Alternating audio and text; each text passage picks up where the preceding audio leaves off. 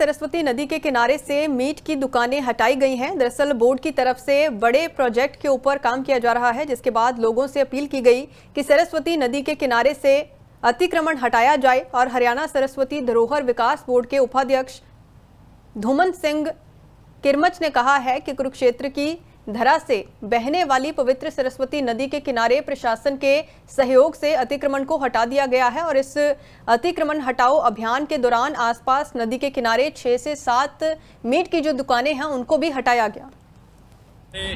अवैध खोखे जो हैं गलत तरीके से सरस्वती के किनारे शहर में रखे हुए हैं।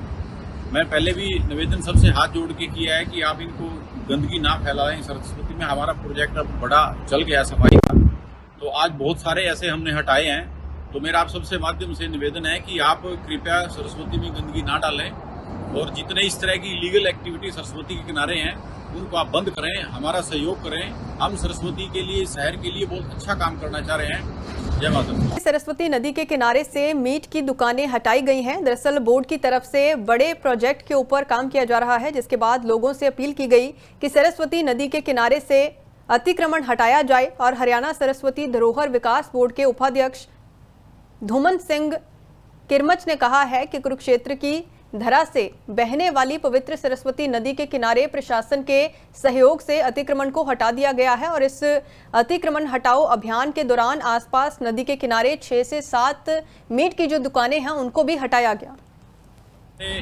अवैध खोखे जो हैं गलत तरीके से सरस्वती के किनारे शहर में रखे हुए हैं।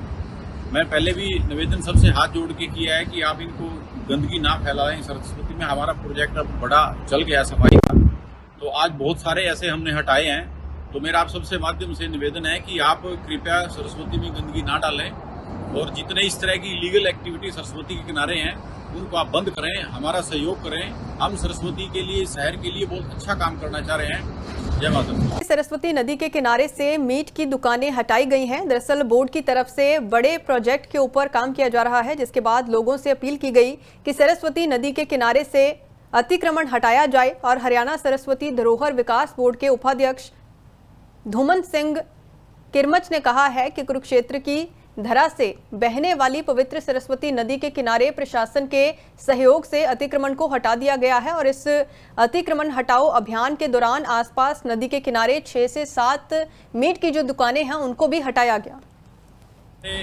अवैध खोखे जो हैं गलत तरीके से सरस्वती के किनारे शहर में रखे हुए हैं।